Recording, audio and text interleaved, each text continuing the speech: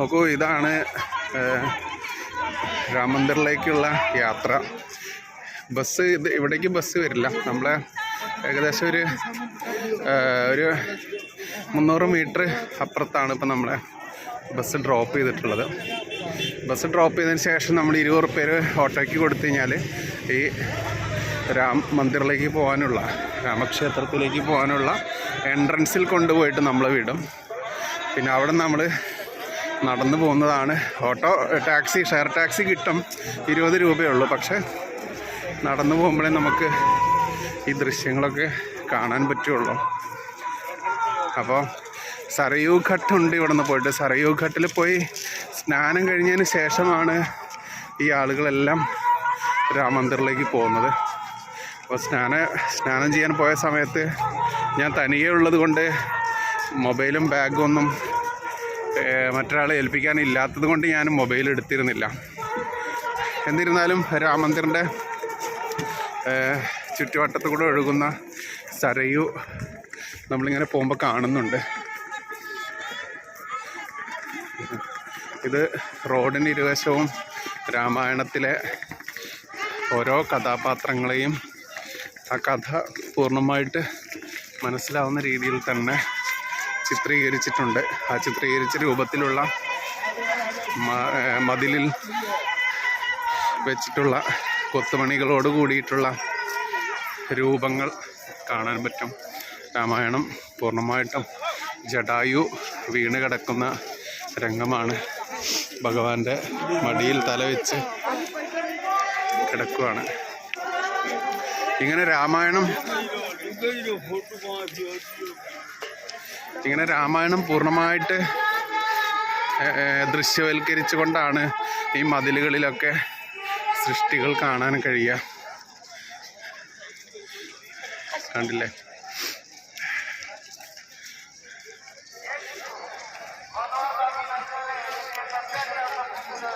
എല്ലാവരും ഒരേ ഒരു മന്ത്രത്തോടു കൂടി, ഒരേ ഒരു ലക്ഷ്യത്തോടു കൂടി ഭഗവാനെ കാണാൻ വേണ്ടി പോവുകയാണ്. ഇതേ രാമായണത്തിലെ ഈ ചിത്രങ്ങൾ സഹിതമുള്ളത് അപ്പുറത്തെ സൈഡിലുമുണ്ട്, 2 സൈഡിലുമുണ്ട്.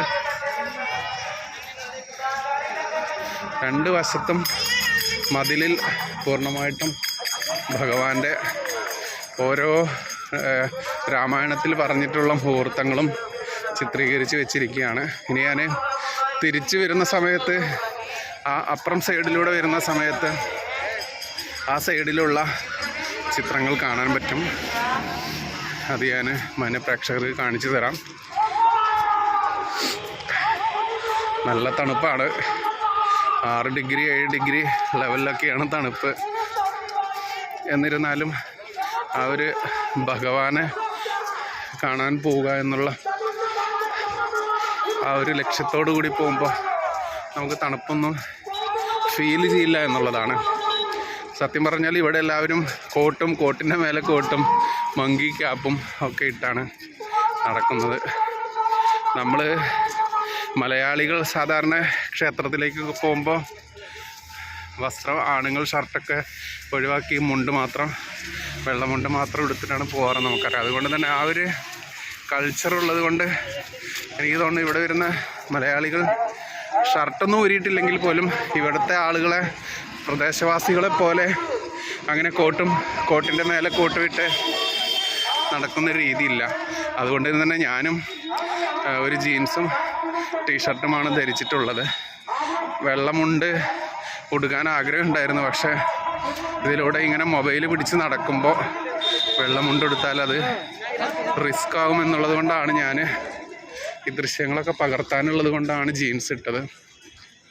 എന്നാലും സരയൂല് മുങ്ങി നിവർന്ന് നമ്മൾ ഭഗവാന്റെ മന്ത്രവും ഉരുവിട്ടുകൊണ്ട് അങ്ങോട്ട് എണീക്കുമ്പോൾ തന്നെ നമ്മുടെ സകലമാന ക്ഷീണങ്ങളും, ഉറക്കമായിക്കോട്ടെ, ഇനി അതല്ല യാത്രാക്ഷീണമായിക്കോട്ടെ, എന്തോ അതെല്ലാം എവിടെയോ പോയി ലയിക്കുന്നത് കാണാൻ പറ്റും. ഇത് കണ്ടില്ലേ, രാമായണത്തിലെ ഓരോ കഥാഭാഗങ്ങളും ചിത്രം രൂപത്തിലും അതുപോലെ കൊത്തുപണി രൂപത്തിലൊക്കെയാണ് ഭഗവാന്റെ തിരുസന്നിധിയിലേക്ക് പോകുന്ന വഴിയിൽ വെച്ചിട്ടുള്ളത്. നാനാജാതി മതസ്ഥർ കോടിക്കണക്കിന് വരുന്ന ഭക്തജനങ്ങളാണ് ഓരോ ദിവസം ഇവിടെ ആയാലും കുംഭമേളയിലായാലും ഒക്കെ വന്നു പോകുന്നത്. എന്നിരുന്നാലും ഇവിടെ അതിൻ്റേതായിട്ടുള്ള, അപ്പോൾ നമ്മൾക്കറിയാം ശബരിമലയിൽ കുറഞ്ഞ ലക്ഷങ്ങൾ മാത്രം വരുന്ന ശബരിമല, ആ ശബരിമലയിൽ ഇന്നും ഒരു ലക്ഷമോ 2 ലക്ഷമോ പേർ വന്നാൽ പോലും അത് മാനേജ് ചെയ്യാൻ പറ്റാത്ത ഭരണകൂടം, അതല്ലെങ്കിൽ പോലീസ് സംവിധാനം, അതിൻ്റെയൊക്കെ ആ ഒരു കൃത്യമായിട്ടുള്ള വീക്ക് പോയിന്റുകൾ നമുക്ക് കൃത്യമായിട്ട് ഇതിലൂടെ സഞ്ചരിക്കുമ്പോൾ കാണാൻ പറ്റും. കാരണം ഇവിടെ ലക്ഷക്കണക്കിന് ആളുകളാണ് ഇവിടെ ഓരോ ദിവസം വന്നു പോകുന്നത്. പക്ഷേ ആ തിരക്കൊന്നും നമ്മൾക്കിവിടെ അനുഭവപ്പെടില്ല. അത് തന്നെയാണ് ഉത്തരവാദിത്തത്തോടെയുള്ള ഒരു ഭരണകൂടം നിർവഹിക്കുന്ന ഉത്തരവാദിത്തങ്ങൾ. ആ ഉത്തരവാദിത്തങ്ങൾ നിർവഹിക്കപ്പെടുമ്പോഴാണ് ഇവിടെ ഓരോ വിശ്വാസിക്കും അവൻ്റെ വിശ്വാസ ആചാര അനുഷ്ഠാനങ്ങൾ പ്രകാരം യാതൊരു ബുദ്ധിമുട്ടും കൂടാതെ ദർശനം സാധ്യമാവുക എന്ന മിനിമം സൗകര്യം പോലും ഒരുക്കാത്ത, എന്നാൽ ദേവസ്വം ബോർഡിന് ആകെ ആവശ്യം നമ്മളെല്ലാവരും ഇടുന്ന കാശ് മാത്രമാണ് എന്നിരിക്കെ ഇതിന് വിശ്വാസികളായിരിക്കണം നമ്മുടെ ക്ഷേത്രങ്ങൾ ഭരിക്കേണ്ടത്, വിശ്വാസികളായിരിക്കണം ക്ഷേത്ര സൗകര്യങ്ങൾ ഒരുക്കേണ്ടത് എന്നതെല്ലാം വീണ്ടും തെളിയിക്കുന്ന ഒന്ന് തന്നെയാണ് ഇവിടെ വന്നു കഴിഞ്ഞാൽ നമുക്ക് കാണാൻ പറ്റുക. നോക്കൂ, ഇത് മന്ദിറിനോട് ചേർന്നിട്ട് നമ്മളിങ്ങനെ നടന്നു വരുമ്പോൾ കാണുന്ന കാഴ്ചകളാണിത്.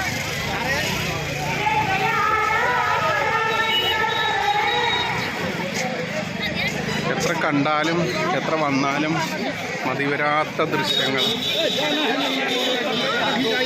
കണ്ണിന് മാത്രമല്ല മനസ്സിനും കുളിരേകുന്ന ദൃശ്യങ്ങൾ.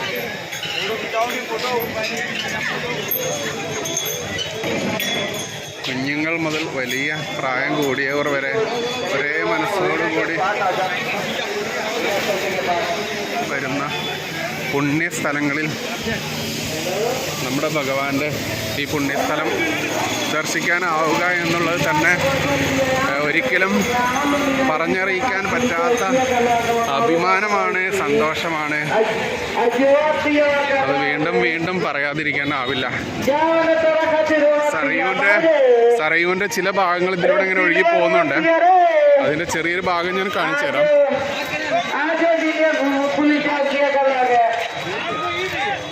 ഇവിടെയും ഒരുപാട് ആളുകൾ സ്നാനം ചെയ്യുന്നുണ്ട്. ഞാനങ്ങോട്ട് താഴോട്ട് ഇറങ്ങുന്നില്ല, കാരണം അവിടെ താഴോട്ട് ഈ നമ്മുടെ സഹോദരിമാരൊക്കെ സ്നാനം ചെയ്യുന്നത് കൊണ്ട് തന്നെ താഴോട്ട് ക്യാമറ കൊണ്ടുപോകുന്നത് ശരിയല്ലല്ലോ. അതുകൊണ്ട് ഈ ദൂരം നിന്നുള്ള ദൃശ്യമാണ് ഇവിടെ കാണുന്നത്.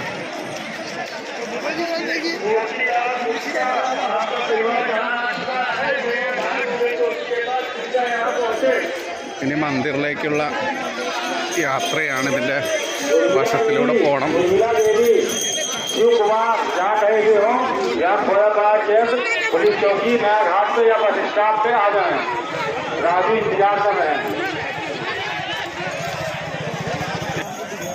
ഇതൊരു ജംഗ്ഷനായിട്ട് വരുന്നത്. ഇനി ഇവിടെ നിന്ന് അങ്ങോട്ടാണ് രാമമന്ദിറിലേക്കുള്ള വഴി തുടങ്ങുന്നത്. ഇവിടെ നമുക്ക് എന്ത് സംശയം ഉണ്ടെങ്കിലും എന്ത് കാര്യം ഉണ്ടെങ്കിലും നമുക്കിവിടെ ഇഷ്ടംപോലെ പോലീസുകാരുണ്ട്. അവരോട് കൃത്യമായിട്ട് ഹിന്ദിയിലോ ഇംഗ്ലീഷിലോ ചോദിച്ചു കഴിഞ്ഞാൽ എല്ലാ വിവരങ്ങളും കൃത്യമായി പറഞ്ഞു തരും. അതുകൊണ്ട് റൂട്ടിൽ എന്തെങ്കിലും സംശയമോ അതല്ലെങ്കിൽ നമ്മൾ എത്തിപ്പെടുമോ, ഒറ്റയ്ക്ക് വന്നു കഴിഞ്ഞാൽ പെട്ടുപോകുമോ എന്നുള്ള ഒരു ഭയവും വേണ്ട. കാരണം ഭഗവാൻ ഓരോ ആളുകളുടെ രൂപത്തിൽ നമ്മൾക്ക് ഇത്തരത്തിൽ എന്ത് പ്രശ്നം വന്നാലും എന്ത് വിഘ്നങ്ങൾ വന്നാലും തീർക്കാൻ വേണ്ടിയിട്ട് നമ്മൾ അവരോട് സംസാരിക്കണം, അവരോട് ചോദിക്കണം എന്നേ ഉള്ളൂ. അപ്പോഴവർ പൂർണ്ണമായിട്ട് നമുക്ക് എല്ലാ കാര്യങ്ങളും പറഞ്ഞു തരും. ചിലരുണ്ട് എനിക്ക് ഭാഷ അറിയോ, അല്ലെങ്കിൽ എനിക്ക് അവരോട് ആശയവിനിമയം നടത്താൻ ബുദ്ധിമുട്ടല്ലേ, അതുകൊണ്ട് ഞാൻ എങ്ങനെയാണ് ഇവരോട് സംസാരിക്കുക എന്നുള്ളൊരു സംശയമൊക്കെ ഉണ്ടായിരിക്കും. നമുക്ക് ഭാഷ എന്നുള്ളത് ഞാൻ കഴിഞ്ഞ ദിവസം പറഞ്ഞു, ആംഗ്യം കാണിക്കുന്നതും ഭാഷയാണ്. അപ്പം നമുക്ക് മലയാളത്തിൽ ചോദിച്ചു കഴിഞ്ഞാലും അവർക്ക് അതിൽ നിന്ന് ചിലത് പോലും അവർക്ക് ക്യാച്ച് ചെയ്യാൻ പറ്റും.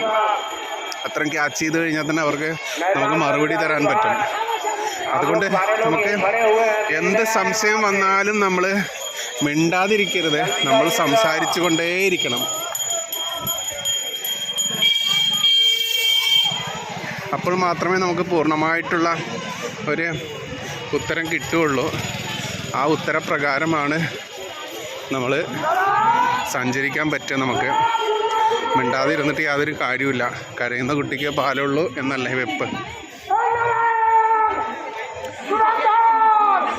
ഇരുവശത്തും നിറയെ കടകളാണ്. എല്ലാം ഒരു കാവ്യമയമായിട്ടുള്ള ഒരു രാജ്യം, ഭഗവാന്റെ രാജ്യം, അയോധ്യ രാജ്യം. ആ രാജ്യത്തെ കാൽപ്പാട് പതിയുക എന്നുള്ളത് തന്നെ നമ്മൾക്കൊക്കെ ഭയങ്കര ഭാഗ്യമല്ലേ.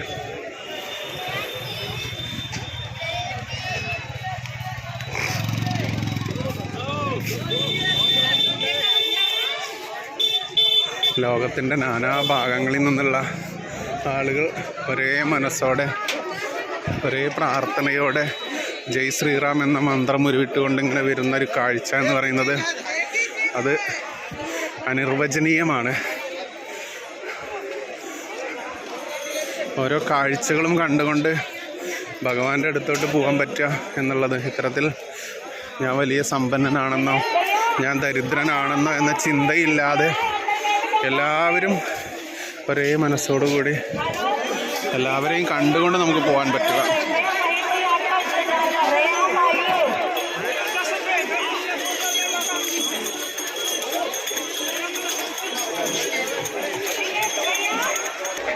ഇത് ക്ഷേത്രത്തിൻ്റെ എതിർവശത്തുള്ള റോട്ടിലൂടെ നമ്മളിങ്ങനെ വന്നതുകൊണ്ട് എനിക്ക് വഴി തെറ്റിയിരുന്നു കേട്ടോ, ഞാൻ ചോദിച്ചില്ല. അതുകൊണ്ട് കാണാൻ പറ്റിയതാണ്. ഇവിടെ ബോട്ടിംഗ് സർവീസൊക്കെ ഉള്ള ഒരു ഏരിയയാണിത്.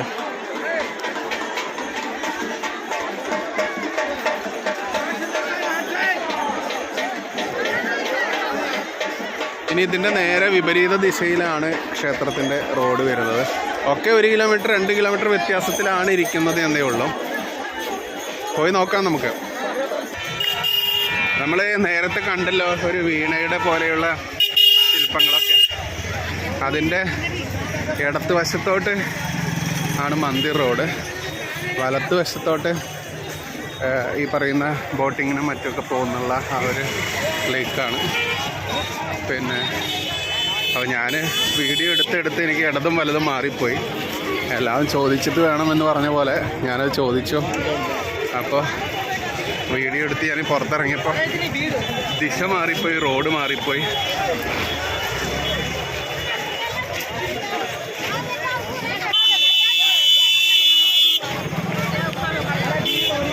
ജനലക്ഷങ്ങളാണ്.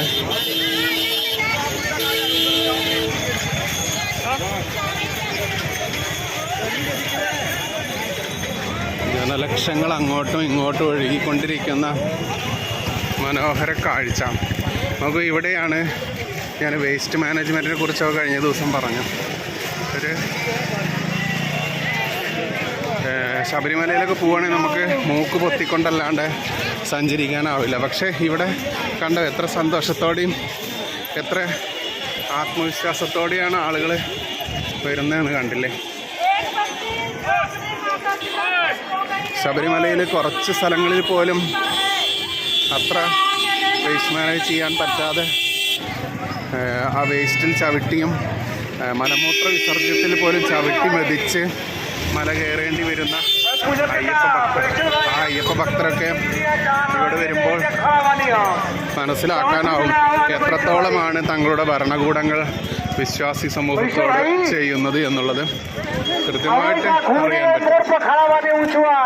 ഇത്രയും ലക്ഷങ്ങൾ വരുന്ന 1, 2, 3 ലക്ഷം എന്നല്ല, ഒരു ദിവസം തന്നെ എത്രയോ ലക്ഷം പേർ, ലക്ഷക്കണക്കിന് ആളുകൾ വരുന്ന ഈ ഭഗവാന്റെ തിരുനടയിൽ ഒരു വേസ്റ്റോ അതല്ലെങ്കിൽ ഒന്ന് മൂക്ക് പൊത്തി പിടിച്ച് സഞ്ചരിക്കേണ്ട അവസ്ഥയോ ഒന്നും വരില്ല എന്നുള്ളതാണ്. പൂർണ്ണമായിട്ടും ആളുകൾ ഓരോരുത്തരും അവരവരുടെ ഉത്തരവാദിത്തം എന്ന നിലയിൽ തന്നെ അച്ചടക്കത്തോടുകൂടി നിരനിരയായി ആർക്കും ബുദ്ധിമുട്ടില്ലാതെ വാഹനങ്ങൾക്ക് കടന്നു പോകാൻ ഒഴിഞ്ഞു കൊടുത്തുകൊണ്ടും മറ്റും എല്ലാം ഒരു നിയമവും ഇവിടെ അടിച്ചേൽപ്പിക്കുന്ന നിയമമില്ല. എന്നിട്ട് പോലും എല്ലാം പാലിച്ചുകൊണ്ട് കൃത്യമായിട്ടും ഭഗവാനെ തൊഴാൻ പോകുന്ന കാഴ്ചയാണ്. ഈ കാഴ്ച മാത്രം മതി നമ്മളുടെയൊക്കെ ജന്മം പുണ്യമാവാനെന്നുള്ളതാണ്.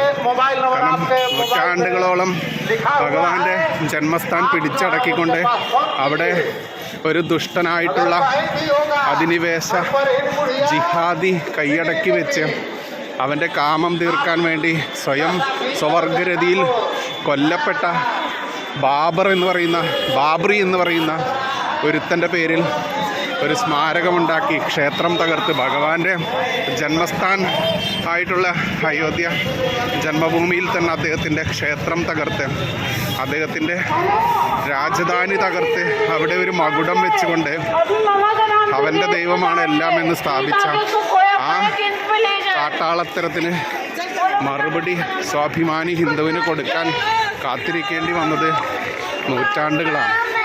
ആ നൂറ്റാണ്ടുകൾക്ക് പരിസമാപ്തി എന്ന നിലയിൽ തന്നെ RSSൻ്റെ ചുണക്കുട്ടികൾ നിമിഷം നേരം കൊണ്ട് ഹിന്ദു ഉണർന്നാൽ ഇതാണ്, ഹിന്ദുവിൻ്റെ ശൗര്യം ഇതാണ് എന്ന് തെളിയിച്ചുകൊണ്ട് തന്നെ കൃത്യമായിട്ടും മറുപടി കൊടുത്ത് ആ ഒരു മകുടം പൊളിച്ചു കളഞ്ഞ് ആ മകുടത്തിന് താഴെയുള്ള ഭഗവാന്റെ ആ ഒരു തിരുസന്നിധി അതല്ലെങ്കിൽ ഭഗവാന്റെ ആ ഒരു കിരീടവും ചെങ്കോലും അടക്കം തിരിച്ചു പിടിച്ച് അദ്ദേഹത്തിൻ്റെ രാജ്യം, അദ്ദേഹത്തിൻ്റെ ജന്മസ്ഥാനിൽ പ്രാണപ്രതിഷ്ഠയും കഴിഞ്ഞ് ഭഗവാന്റെ അയോധ്യ ക്ഷേത്രം നിർമ്മിച്ചതും എല്ലാം നമ്മൾ കണ്ടതാണ്.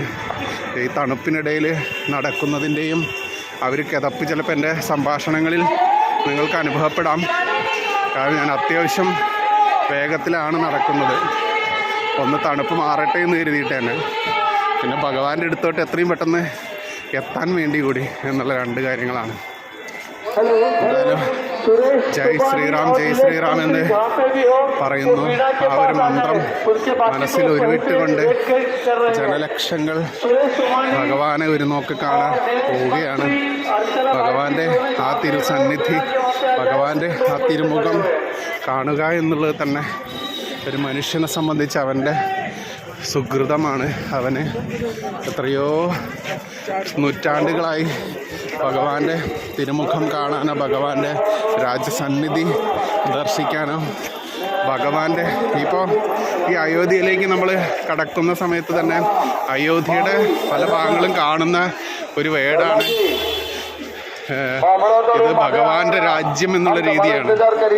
അയോധ്യ എന്നുള്ളത് ഭഗവാന്റെ രാജ്യം എന്നുള്ള രീതിയിൽ ഹിന്ദിയിലും ഇംഗ്ലീഷിലുമൊക്കെ വ്യത്യസ്ത സ്ഥലങ്ങളിൽ താമര ചിഹ്നത്തോടു കൂടിയ അതല്ലെങ്കിൽ അമ്പെയ്യുന്ന ഭഗവാന്റെ രൂപത്തോടു കൂടിയിട്ടുള്ള ആലേഖനങ്ങളൊക്കെ കാണുമ്പോൾ നമ്മുടെ ഓരോ സ്വാഭിമാനി ഹിന്ദുവും ഇത്രയും നാൾ ഒരുപാട് ആയിരക്കണക്കിന് ആളുകളുടെ ജീവൻ നൽകിയിട്ടായാലും തിരിച്ചു പിടിച്ച ഭഗവാന്റെ ഈ ജന്മസ്ഥാനം, അതിലെ ആ ഒരു അഭിമാനം, അതിൻ്റെ ഒരു ആഹ്ലാദം, ആ ഒരു സംസ്കാരത്തിലേക്ക് നമ്മൾ ആഴ്ന്നിറങ്ങിപ്പോകുന്ന ആ പ്രതീതി നമുക്ക് വരും.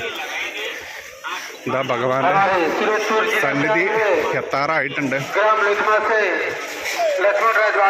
നോക്കെത്താ ദൂരത്തെ വിശ്വാസികൾ ഭഗവാനെ ദർശിക്കാൻ പോകുന്ന ആളുകളുടെ നീണ്ട നീണ്ട കൂട്ടമായിട്ടുള്ള യാത്രകളാണ് ഈ കാണുന്നത്.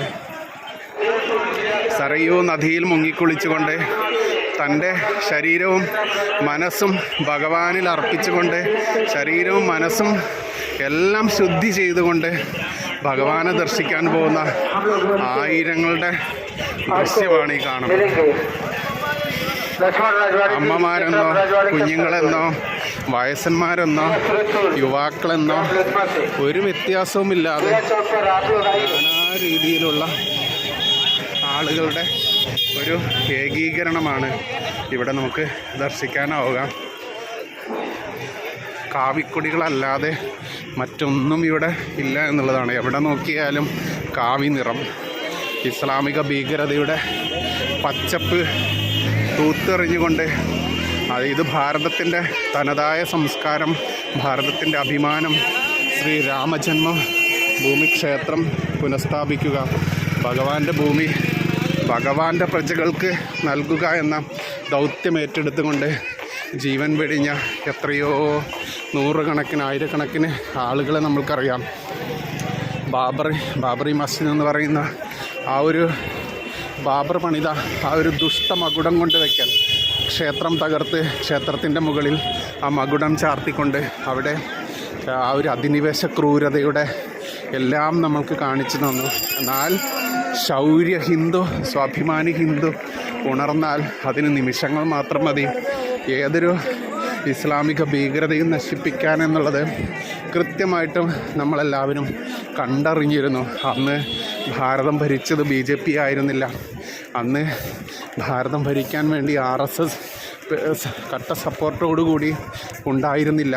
എന്നിട്ടും ഈ RSSൻ്റെ ഈ ഭൂമിയിൽ നമ്മുടെ ജന്മസ്ഥാൻ, ഭഗവാന്റെ ജന്മസ്ഥാൻ നമ്മൾ തിരിച്ചു പിടിച്ചു. കൃത്യമായിട്ടും ഇപ്പോൾ നരേന്ദ്രമോദിജി ഭരണത്തിൽ വന്ന് അവിടെ അയോധ്യ രാമക്ഷേത്രം നിർമ്മാണം കഴിഞ്ഞു, പ്രാണപ്രതിഷ്ഠ കഴിഞ്ഞു. ഇന്നിപ്പോൾ ഓരോ ഭാരതീയനും ലോകത്താകമാനം അഭിമാനമുയർത്തുന്ന രീതിയിൽ തന്നെ ഭഗവാന്റെ ജന്മസ്ഥാനം ഓരോ സാധാരണക്കാരനും തുറന്നു കൊടുത്തു. അവിടേക്ക് ഓരോ ദിവസവും ഒഴുകുന്ന ലക്ഷക്കണക്കിന് അഭിമാനികളായിട്ടുള്ള ഹിന്ദു വിശ്വാസികൾ, ഹൈന്ദവ സംസ്കാരവാഹകർ, അത് ലോകത്താകമാനമുള്ള ആളുകൾ, അവരുടെ ആ ഒരു വരവും അവരുടെ ആ സന്തോഷവും അവരുടെ ആഘോഷവും ഒക്കെ കാണണമെന്നുണ്ടെങ്കിൽ ഒരിക്കലെങ്കിലും ഒരു നാളിലെങ്കിലും നമ്മളെല്ലാവരും ഇവിടെ ഒന്ന് കാല് പതിക്കേണ്ടതാണ്. കാരണം ഇന്ന് ചെറിയ ചിലവിൽ തന്നെ വന്നു പോകാൻ വേണ്ടി അയോധ്യ ക്ഷേത്രം കാണാനായാലും കുംഭമേള ഇനി നമ്മൾ കാത്തിരിക്കണം വർഷങ്ങൾ. പക്ഷേ അയോധ്യ ക്ഷേത്രവും കാശിയുമൊക്കെ കാണാൻ വേണ്ടി എത്രയോ ആളുകൾ, നിരവധി ടൂർ ഓപ്പറേറ്റർമാർ ടൂർ നയിക്കുന്നുണ്ട്. അത്തരത്തിൽ ഏതെങ്കിലും ഒരു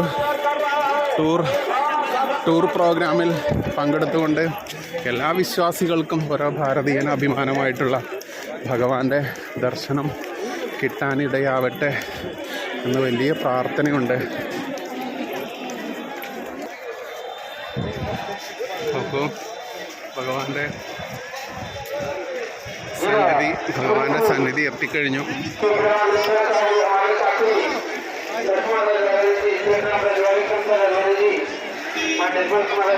ഒരേ മനസ്സോടെ ഒരേ മന്ത്രത്തോടെയുള്ള ഓരോ ജനങ്ങളുടെയും അലതല്ലുന്ന മനസ്സോടുകൂടി ഭഗവത് ദർശനം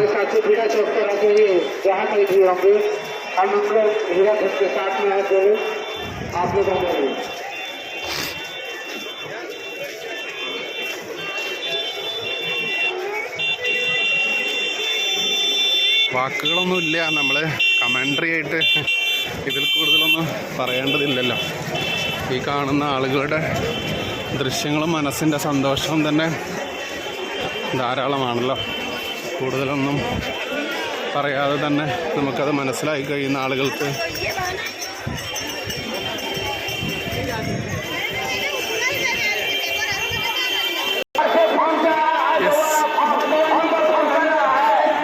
ഇതാണ് മെയിൻ എൻട്രൻസിലേക്കുള്ള ഭാഗമാണ്.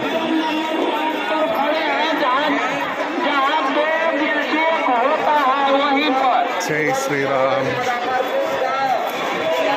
हेलो, मैं झारखंड के रहने वाले कोडरमा जिला,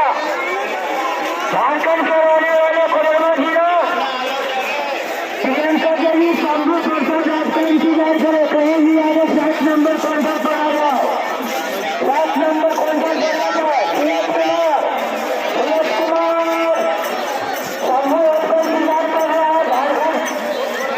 झारखंड के रहने वाले